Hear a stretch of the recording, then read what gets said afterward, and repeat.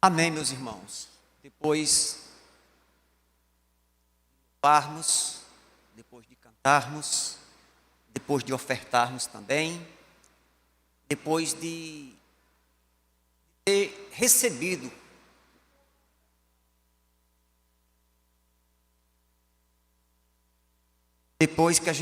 da gente ter recebido instruções preciosas, como a gente deve se conduzir, ensinamentos da própria palavra de Deus contida nos hinos. Nós iremos nessa noite trazer a reflexão da palavra do Senhor, a exposição, o comentário, a explicação, a pregação da palavra de Deus. Eu queria enfatizar isso bem nítido, bem forte nessa noite, porque hoje é uma data especial, como já frisou o pastor Neemias. No dia 31 de outubro de 1517, a história religiosa e, posteriormente, política, econômica, social do mundo ocidental mudou. A partir do momento que Martinho Lutero, eu posso dizer que ele dá o pontapé inicial a uma grande reforma que ficou conhecida como Reforma Protestante. A Reforma Protestante ela não aconteceu simplesmente, unicamente no ano de 1517. Ela se estendeu por todo o século XVI e também pelo século XVII. Não foi somente Martinho Lutero, não foi somente aquele reformador que eu posso dizer que foi o pai da Reforma Protestante. Não. Lutero, Zwinglio, Calvino e tantos outros reformadores que ao longo deste período,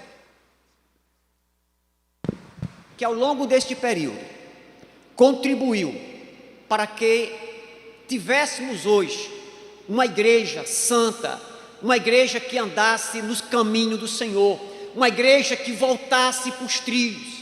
Então, nessa noite, nós vamos falar de um dos solas da reforma. Pastor, o que é sola? Solas foram ideais, foram distintivos, foram pilares que nortearam a reforma protestante. Somente a fé, somente a graça, somente Cristo, somente as Escrituras, somente a Deus devemos da glória. Hoje à noite vamos falar de um desses solas. Vamos falar do sola Escritura. Somente a Escritura.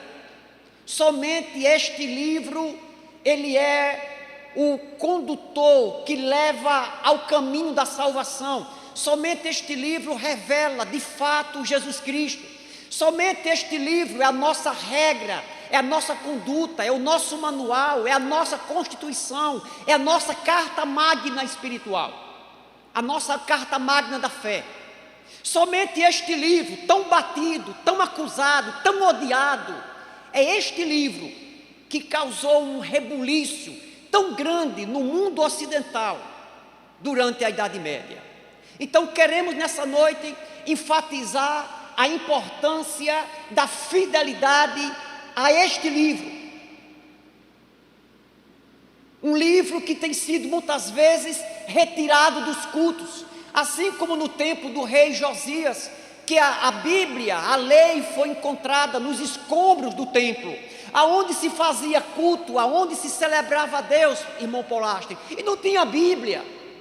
Ficamos preocupados hoje que em alguns segmentos evangélicos, irmão Wellington, existe muita coisa, é muito louvor, é muita dança, é muita palma, é muita gritaria, é muito emocionalismo, mas tem pouca meditação deste livro. Culto não é culto se esse livro ele não for exposto, se esse livro não for explicado, se esse livro não for ensinado à congregação, à igreja. Então nessa noite nós vamos ler esse livro, explicar esse livro.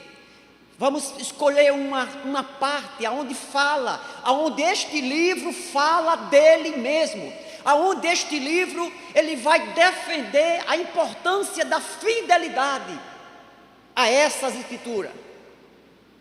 contrariando o que muita gente está dizendo hoje. É que o Brasil, para melhorar, esse livro precisa ser varrido das escolas, esse livro precisa ser varrido das famílias, esse livro deve ser varrido das praças. É preciso varrer este livro do Brasil, para que o Brasil volte a crescer. O maldito de um político abriu a sua boca e disse: está na hora da gente retirar esta Bíblia do Brasil, está na hora desse livro ser varrido para debaixo de um tapete. Vamos ler esse livro, 2 Timóteo,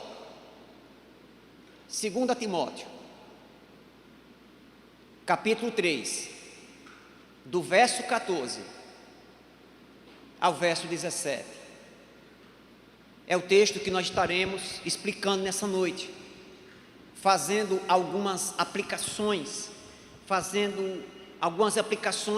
ao período da Idade Média, quando de fato aconteceu o início, o desenrolar dessa reforma protestante. 2 Timóteo 3, versículo 14 diz, isso aqui é Paulo, ele se dirigindo a um jovem pastor chamado Timóteo, que estava numa igreja, na igreja de Éfeso. Então Paulo escreve para Timóteo. Paulo estava preso, e Paulo escreve para aquele homem, orientando aquele jovem pastor que estava sofrendo no seu ministério, estava sofrendo na igreja onde ele era pastor, porque muitas pessoas, muitos crentes sendo vitimados, enrolados, enganados por falsos mestres, estavam distorcendo a palavra de Deus. O texto diz assim, Paulo dizendo para Timóteo: quanto a você, Timóteo, permaneça naquilo que aprendeu e que acredita firmemente, sabendo que você o aprendeu e que desde a infância você conhece as sagradas letras, que pode torná-lo sábio para a salvação pela fé em Cristo Jesus. O 16, toda a Escritura é inspirada por Deus e útil para o ensino, para a repreensão, para a correção, para a educação na justiça, com propósito, é uma finalidade, a fim de que o servo de Deus seja perfeito e perfeitamente habilitado para toda boa obra. Que Deus aplique esse texto em nossos corações. Somente a Escritura. No ano de 1520, o Papa Leão X escreveu um documento exigindo, atenção, isso aqui na Idade Média, o Papa Leão X, no ano de 1520, ele escreveu um documento para Lutero, exigindo que Lutero se retratasse sob a pena de excomunhão. Lutero havia escrevido, pregado nas portas do castelo, na verdade nas portas da igreja do castelo de Wittenberg, tinha pregado as 95 teses, e entregaram um documento a Lutero, escrito por esse Papa, dizendo que ou Lutero se retratava deste movimento, se retratava dessa rebeldia, ou então ele iria ser excomungado pela igreja. Lutero, quando pegou o documento, queimou esse documento em praça pública. Um ano depois, no ano de 1521, agora não era mais um Papa, agora era o rei Carlos V. Ele participou de uma dieta, que na verdade era uma espécie de assembleia, na cidade de Worms, e lá ele convocava o próprio rei agora, não era somente o Papa, mas agora o rei, convocava Lutero, para Lutero estar diante deles, para também se retratar. Eles se reuniram para condenar Lutero também.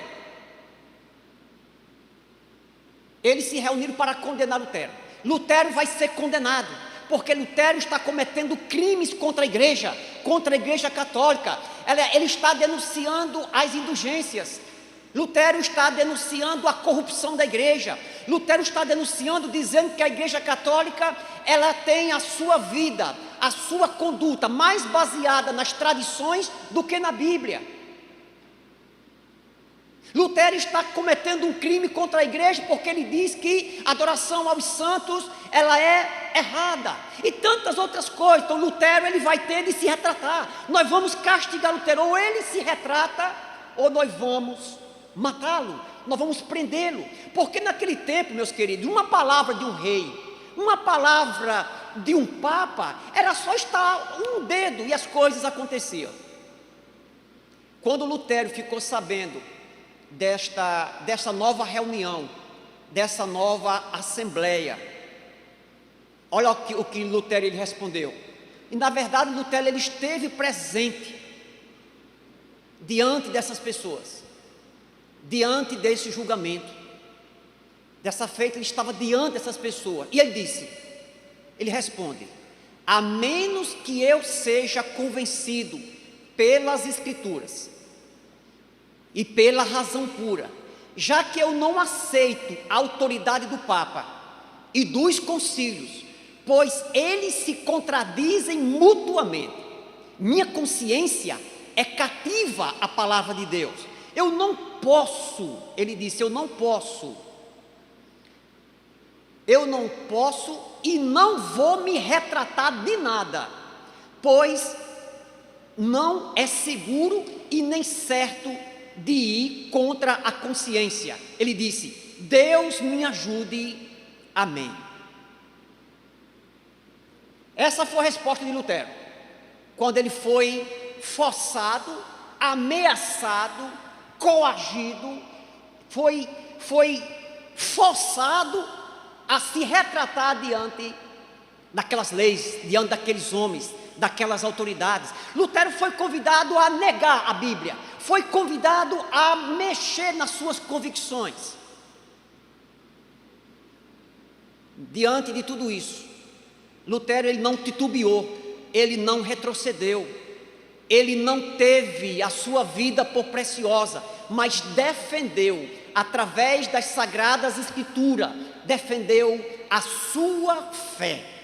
Então, diante de um testemunho tão precioso desse, porque eu não sei se vocês conseguiram imaginar, Lutero estava com a sua vida por um fio, e Lutero ele não titubeou, ele não negou a sua fé, e na verdade Lutero ele começou a ter a sua vida pautada por este livro. Ele estava disposto a morrer, ele estava disposto a pagar um preço muito alto, mas defendia o que neste livro estava escrito. Aí eu faço uma pergunta: será que hoje existe algumas pessoas, será que todo crente hoje tem a mesma coragem de Lutero?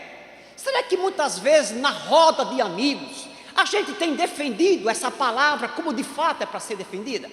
Será que de fato na minha escola, no meu trabalho, na minha casa, muitas vezes diante dos meus amigos, diante da turma, será que essa palavra aqui, ela tem sido pregada? Será que os valores dessa palavra aqui, eu tenho mantido elas na minha língua? Será que eu defendo o que de fato está escrito aqui?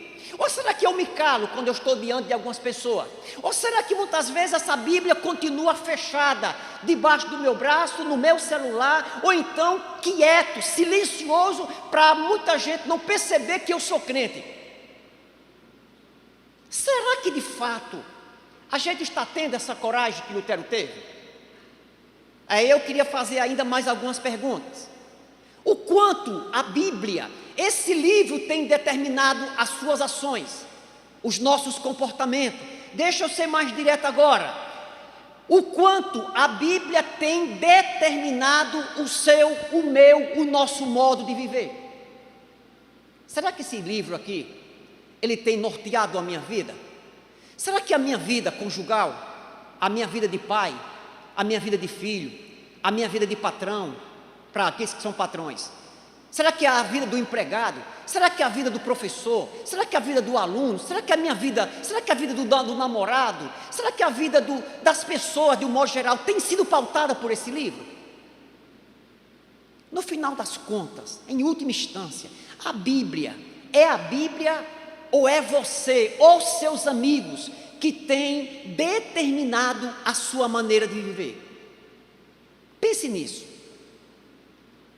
Lutero fez, ou pelo menos encampou, pelo menos deu início a um grande projeto de Deus contido nessa palavra. Esta palavra que muita gente diz que é papel, e papel cabe tudo.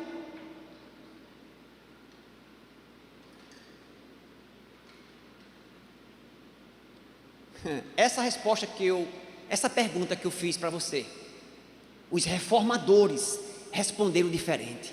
Os reformadores, eles pautaram as suas vidas, pautaram as suas decisões, reagiram a um contexto de extrema decadência da Igreja Católica, defendendo este livro, porque foi através desse somente a Escritura, foi que de fato as pessoas conheceram que Jesus era o único e suficiente Salvador.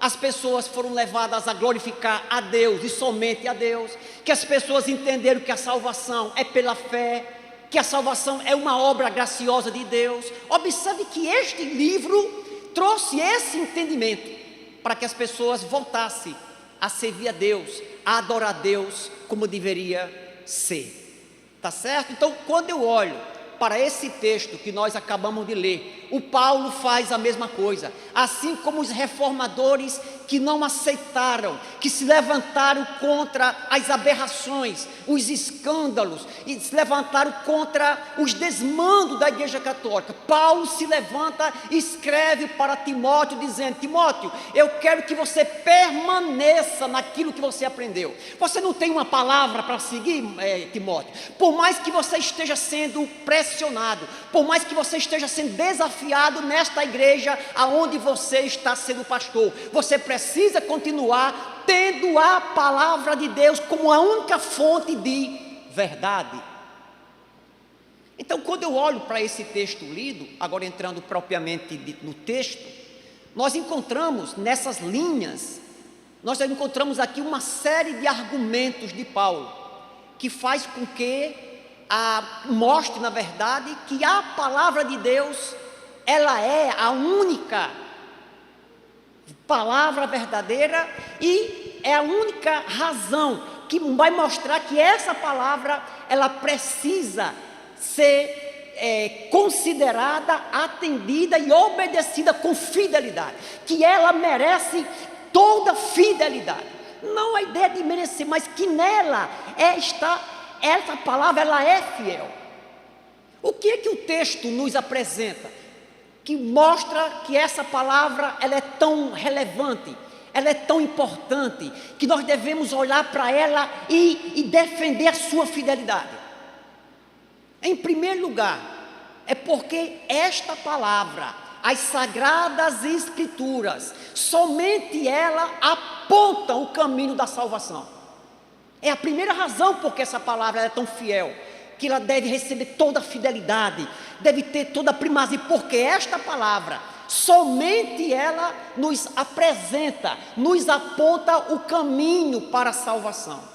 O verso 14 diz: quanto a você, permaneça naquilo que aprendeu, em que acredita firmemente, sabendo de quem você aprendeu, e que desde a infância você conhece as sagradas letras, que pode, atenção, que pode torná-lo sábio para salvação. Por que essa palavra ela é tão fundamental? Por que ela é a única fonte de verdade? Porque somente ela é o único, que é a única que aponta o caminho para a salvação, aponta para Jesus, revela Jesus, apresenta Jesus à humanidade. Aqui nós aprendemos algumas verdades importantes neste versículo. Primeiro, não está contido no versículo 14, mas está contido no versículo 13. Lá na igreja onde Timóteo era pastor, a Bíblia, o texto vai dizer no versículo 13, que dentro daquela igreja existia impostores, falsos pastores, pessoas que estavam enganando os outros e recebendo também como fruto desse engano, o próprio engano. As pessoas estavam lá, aqueles líderes, além de estar fomentando, contaminando a igreja, eles estavam enganando a igreja e também estavam sendo enganados. Então, quando Paulo escreve para Timóteo, ele diz: ó, Timóteo, eu sei que dentro dessa igreja existe muita gente aí se desviando dos caminhos. Existe muita gente aí pregando um evangelho diferente, um evangelho que não é puro. Tem muita gente aí, através desses líderes, desvirtuando as pessoas da fé, apresentando elementos humanos, apresentando preceitos humanos e que não estão contidos na palavra de Deus. Timóteo, você precisa perseverar, você precisa permanecer nessa igreja, permanecer firme, permanecer inabalável, permanecer com o seu ministério fundamentado nesta palavra. É a primeira coisa que aprendemos aqui nesse texto. Timóteo, você não arrede o pé. Se nessa igreja tiver um grupo de pessoas importantes, se nessa igreja tiver um grupo de pessoas muito eloquentes, pregando aquilo que o povo quer ouvir, você não escuta esse negócio não. Você é pastor dessa igreja e você continue pregando a verdade de Deus. É a primeira coisa que aprendemos. Ele diz: você permaneça, Timóteo, naquilo que você aprendeu. Paulo estava dizendo para Timóteo que ele deveria pregar a palavra de Deus com fidelidade, que ele não afrouxasse as rédeas, que ele não pregasse o evangelho para agradar as pessoas. Quando a gente começa a falar essas coisas, você logo lembra dos dias atuais, né? Que eles não deveriam negociar as verdades do evangelho. Contradiga, refute, desminta os ensinos dos falsos profetas, dos falsos apóstolos que estão levando o povo a se desviar dos caminhos do Senhor. Paulo estava dizendo com isso para Timóteo, é que a palavra de Deus, ela é infalível, ela é inerrante, ela é suficiente, ela é atual e ela é oportuna. E ela é oportuna. Por meio dessa palavra, nós cremos em Jesus. Por meio dessa palavra, somos fortalecidos. É por isso que devemos. O que Paulo estava dizendo para Timóteo é que a vida dele, o ministério dele, a igreja que ele era pastor, deveria ser regida por esse livro. A segunda coisa, que dentro ainda desse primeiro ponto, que a palavra de Deus, ela aponta o caminho para a salvação. Nós encontramos aqui a presença de uma família discipuladora. Eu achei esse negócio fantástico.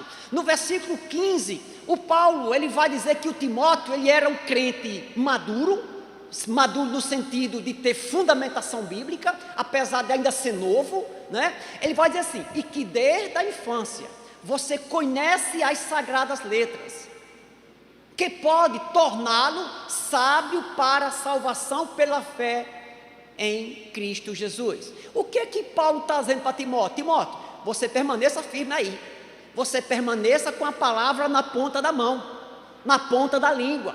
E eu sei, Timóteo, que você aprendeu essa palavra desde criança, com a sua avó, com a sua mãe. Eu fico impressionado que Timóteo, ele era um jovem, ele era um pastor jovem, em algumas áreas, pela idade, poderia ser imaturo, mas desde a sua infância, ele havia aprendido a palavra de Deus. A gente não pode deixar passar aqui o papel de um pai, de uma mãe, de uma família discipuladora. A família de Timóteo conhecia muito bem o que estava escrito lá em Deuteronômio, capítulo 6, do verso 5 ao verso 9, que diz assim: portanto, ame ao Senhor, seu Deus, de todo o seu coração, de toda a sua alma, com toda a sua força. Estas palavras que hoje lhe ordeno estarão no seu coração. Aí vem agora: você as inculcarás a seus filhos, e delas falará quando você estiver sentado em sua casa, andando pelo caminho, ao deitar-se e ao levantar-se. Também deve amarrá-las como sinal na sua mão, e elas lhe serão por frontal entre os olhos, e você as escreverás nos umbrais, deixa eu pegar a questão do texto, nos umbrais de sua casa e nas suas portas. Era Paulo dizendo: Timóteo, eu sei que você é uma pessoa discipulada. A outra verdade, ainda dentro desse primeiro ponto, é que a palavra de Deus, na verdade, ela é o caminho que leva ao caminho da salvação. Parece um trocadilho, né? Parece uma repetição. A palavra de Deus, as Escrituras, ela é o caminho que leva ao caminho da salvação. É a palavra, é o canal, é o condutor que leva o pecador até Jesus. Ninguém conhece a Jesus se não for através da palavra de Deus. É a palavra de Deus que revela Jesus Cristo.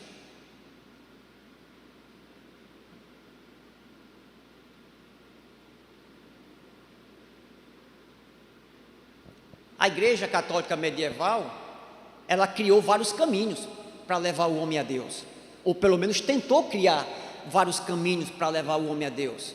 A Igreja Católica dizia que as indulgências, se você pagasse tanto para a igreja, se você fizesse algum tipo de penitência, você teria os seus pecados perdoados. Jesus não seria necessário você viver para Jesus, se converter a Jesus, não, porque existia mais algum caminho para você ser salvo. As indulgências, a veneração dos santos, a veneração das relíquias sagradas, as obras.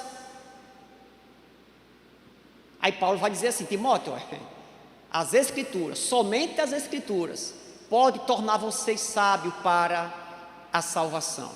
Eu queria fazer aqui algumas aplicações nesse primeiro ponto.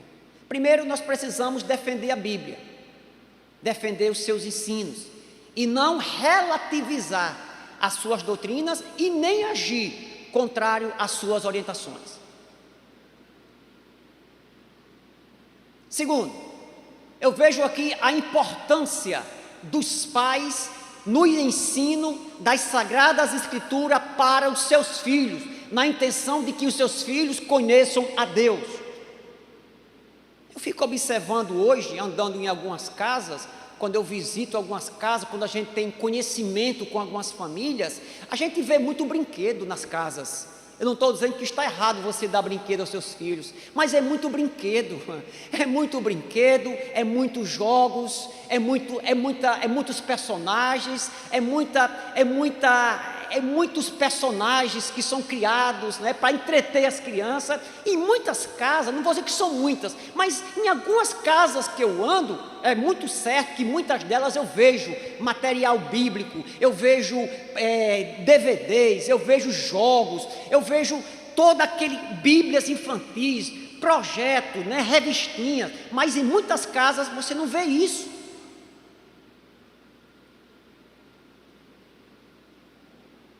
Quando eu era mais novo, eu não sei se hoje ainda tem ainda, existia algumas propagandas de uma pomada chamada Gelol, e que sempre existia uma cena de uma criança com uma família. A criança, ela cai, sofre algum tombo, e daí a pouco, no final, sempre tinha uma frase de efeito, que dizia assim: não basta ser pai, tem de participar, não basta ser remédio, tem que ser Gelol. Então não basta ser pai, mas tem de discipular. Não basta dar um brinquedo caro, não basta levar simplesmente para o shopping, não basta simplesmente dar uma roupa nova, não basta levar para um parque de diversão. É preciso investir na vida espiritual dos nossos filhos. Pastor, por que o senhor diz isso? Eu digo isso, professor Antônio Filho, porque tem muitos professores que estão investindo no sentido contrário à criação dos nossos filhos. Eu já disse isso aqui na igreja, acho que já está com umas 3 ou 4 vezes. Eu recebi um endemoniado lá em casa, assim que eu me casei, poucos anos, a minha filha mais velha estava com poucos anos. O infeliz chegou lá em casa conversando comigo, eu quase botava ele para fora. Ele disse: o senhor é pastor, mas eu queria dizer para o senhor a seguinte coisa: deixa essa criança ela crescer e ela escolher que vida ela quer servir. Eu disse: está repreendido, Satanás, porque a Bíblia diz que é papel dos pais, é função dos pais ensinar aos nossos filhos o caminho que ele deve andar. A raça humana está de perna virada, está de perna para o ar, é porque muitas vezes está faltando o papel discipulador do pai, da mãe, dentro da família. É duro isso? É, mas é verdade. Eu vejo a luta na minha própria casa, eu que sou pastor, e não é fácil discipular nossos filhos. Não é obrigar ninguém a nada, mas é mostrar ao seu filho o caminho do céu. Porque na faculdade, em muitos ciclos de amizade, nas internet da vida, tem mostrado o caminho do inferno para ele. O caminho da perdição, o caminho da droga, o caminho da bagunça, o caminho da homossexualidade, o caminho da vagabundagem. Se o mundo está ensinando isso, eu preciso entrar nessa guerra.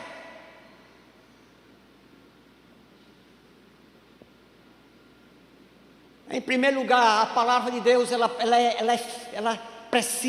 gente precisa defender a sua fidelidade como sendo a palavra de Deus e não abrir mão disso, porque ela é a única que nos conduz ao caminho da salvação.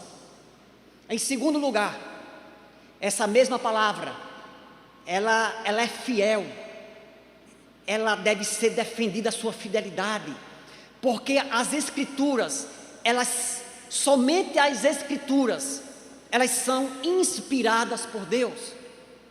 O versículo 16, a parte A, diz assim: toda a Escritura é inspirada por Deus. O texto aqui não está dizendo assim. Alguns textos da Bíblia é inspirado por Deus. O Velho Testamento é inspirado por Deus, ou somente o Novo Testamento é inspirado por Deus. Somente os Evangelhos, somente João, somente Mateus é palavra de Deus, foi soprado por Deus. Porque essa ideia de inspirado significa soprado por Deus, revelado por Deus. Deus revelou a sua palavra, soprou na mente dos escritores e eles escreveram. Então, não foi somente alguns textos, mas toda a Bíblia, ela é a palavra de Deus. Nós temos hoje pastores, pasmem, pastores, que dizem assim: olha, cuidado com esse livro, porque esse livro, ele só se torna a palavra, ele não é a palavra de Deus, mas ele se torna a palavra de Deus a partir do momento que eu leio um texto e eu compreendo. Apenas uma parte desse livro é palavra de Deus. Mas devemos entender que a palavra de Deus, ela é divinamente inspirada. E essa ideia de inspirada, ela é muito importante.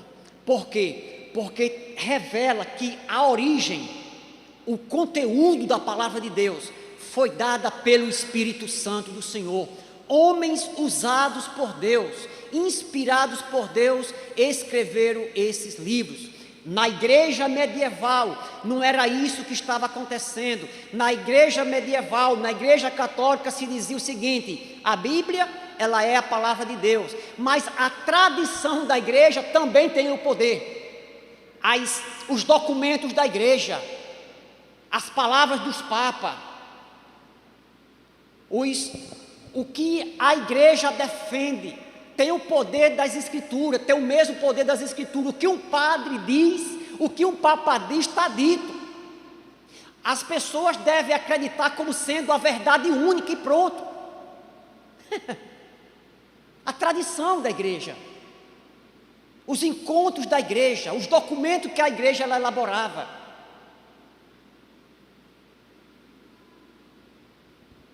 Olha só, gente, o que é que está? Está porque está escrito no Concílio de Trento, que aconteceu no ano de 1546. O que é que está escrito lá? O que é que ele dizia?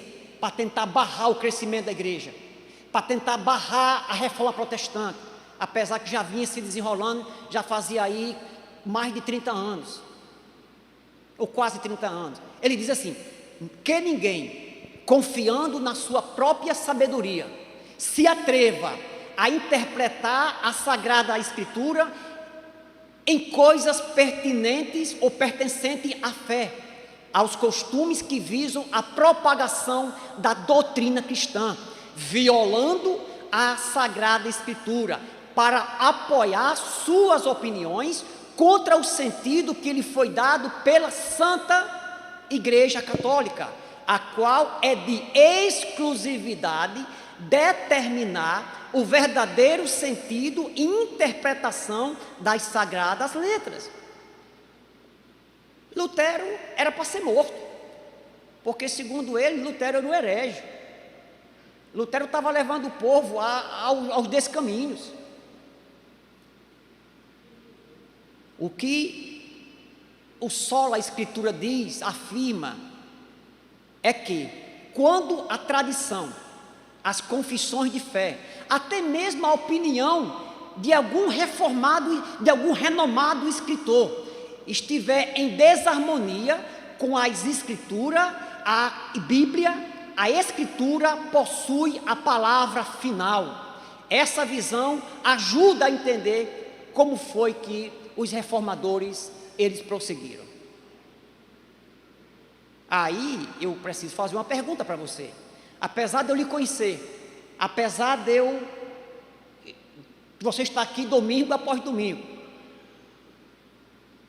eu pergunto a você: quem de fato tem autoridade nessa igreja? Quem de fato, quem é que rege essa igreja? A doutrina dessa igreja é regida por quem? Será que é regida pelo pastor? É o pastor que determina o que é que acontece ou não acontece? Será que é a própria denominação? Será que são os líderes de uma maneira geral? A Batista, nós temos aqui determinados princípios que a Batista, ela entende que assuntos concernentes à igreja, a gente resolve de maneira administrativa, juntando todo mundo e orientados por esta palavra, fundamentado por esta palavra, a igreja toma as decisões, mas é baseado neste livro. Sem este livro, não dá. Sobre essa ideia da Bíblia ser a única inspiração, a única palavra inspirada por Deus, eu queria só trazer um lembrete para cada um de nós. É porque tem muita gente que parece que não lembra disso. Tem muita gente, quando lê um livro de um filósofo, quando lê um livro de um teórico qualquer hoje, o camarada coloca aquele livro, ou dá tanta crença, tanta credibilidade aquilo que é pregado, aquilo que é ensinado, que as pessoas dizem que aquilo ali só pode ter sido inspirado por Deus. Assim acontece com os ensinos de Freud. Tem muita gente que não quer saber o que é que a Bíblia diz, mas sua vida todinha é baseada por aquilo que Freud diz, por aquilo que Paulo Coelho, por aquilo que Paulo Freire disse.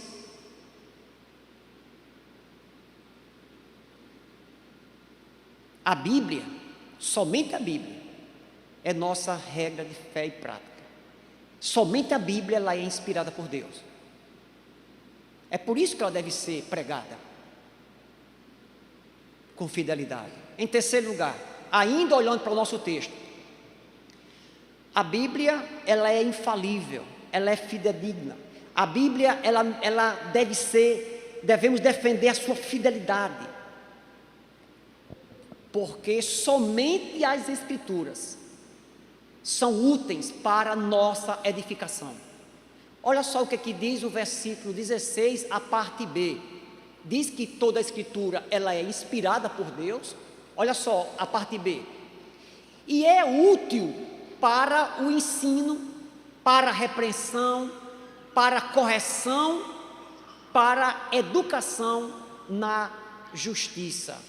Paulo exorta a Timóteo a lembrar da utilidade da Bíblia, lembrar da utilidade da Bíblia para a sua vida pessoal e para a sua vida na igreja. Ele vai dizer que a Bíblia, ela é importante para ensinar, a ideia de você ensinar aquilo que é certo, para repreender, ou seja, é você repreender aquilo que não é certo, também para a correção. A correção é como tornar aquilo que é certo. E ainda diz que para a educação na justiça, ou seja, como permanecer correto, como permanecer certo. Então tudo isso é a palavra de Deus, ela é útil para isso. Ela é útil para uma vida piedosa, ela é útil para que a gente seja corrigido, ela é útil quando a gente quer fazer alguma coisa e a gente lê na palavra de Deus e a gente percebe que a gente está errado. Não é preciso o pastor puxar na orelha, não é preciso o pastor fazer uma ligação, não é preciso muitas vezes o camarada fazer uma assembleia para tratar disso, porque está na palavra. Ela corrige, ela repreende, ela ensina, ela exorta. O Salmo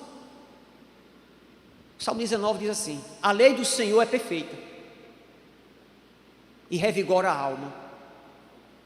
Os testemunhos do Senhor são dignos de confiança e tornam sábios os inexperientes.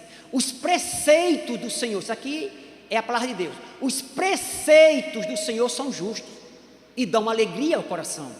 Os mandamentos do Senhor, mais uma vez a Bíblia, são límpidos e trazem luz aos olhos. O temor do Senhor é puro e dura para sempre. As ordenanças do Senhor são verdadeiras, são todas elas justas, são mais desejáveis do que o ouro, do que muito ouro puro, são mais doces do que o mel, do que as gotas do favo. Por ela o teu servo é advertido, a grande recompensa em obedecer-lhes. Aí eu faço uma pergunta para a gente agora: qual tem sido a utilidade da Bíblia em sua vida? Ela serve como palavra de Deus? Ou serve como um amuleto? Ou serve como um enfeite em cima de uma estante, num painel de um carro? O que a palavra de Deus tem servido para a gente? Para ficar teimando, brigando na internet? Para trazer edificação ou condenação? Hoje, nós nunca tivemos tantas Bíblias disponíveis como hoje, mas nunca tivemos tanta gente faltando conhecimento da palavra.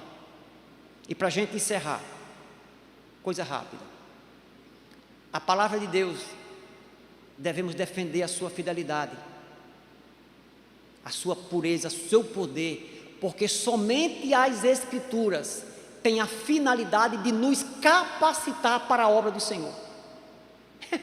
Tanta gente aí, né, querendo trabalhar na obra do Senhor, sem ser capacitado pela palavra, quer trabalhar de qualquer jeito, quer fazer as coisas tropeçando, se arrebentando os outros. Aqui eu vejo duas finalidades. Ela nos aperfeiçoa, o verso vai dizer, olha, a fim de que o servo de Deus seja perfeito. O texto não está dizendo que esse perfeito é porque não tem pecado, mas significa aquele que é completo, aquele que é capaz, aquele que é maduro, e nos habilita para a obra de Deus. Essa palavra habilitar ou habilitado significa equipado. É a palavra de Deus que nos equipa para a gente fazer a obra do Senhor. O mesmo Paulo, em 2 Timóteo, capítulo 2, verso 21 diz: assim, pois, se alguém se purificar destes erros, será utensílio para a honra, santificado e útil ao seu Senhor, estando preparado para toda boa obra. O doce puritano inglês que viveu do século XVII, por nome de Thomas Watson, ele disse: a Bíblia é uma mina de diamante, é um colar de pérola, é a espada do Espírito, é o mapa pelo qual o cristão navega para a eternidade, é o roteiro pelo qual anda todos, é o relógio pelo qual acerta a sua vida, é a balança com a qual pesa as suas ações.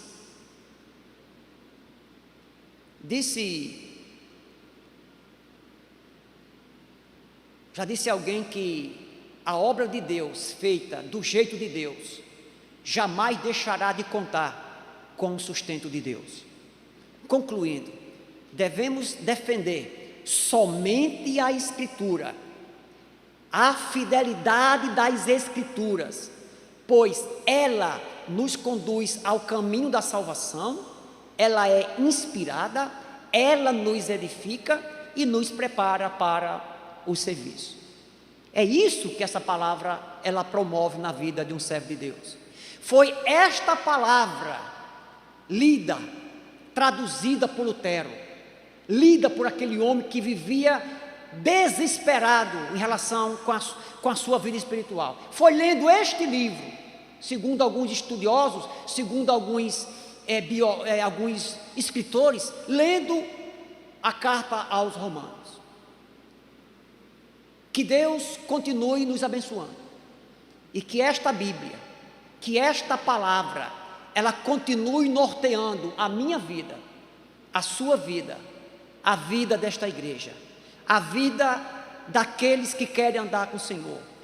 Que esta palavra, ela venha transformar a vida daqueles que não conhecem a Deus, porque esta palavra aponta para Jesus, revela o amor de Jesus, explica o amor de Jesus, apresenta Jesus a você como Salvador das suas vidas.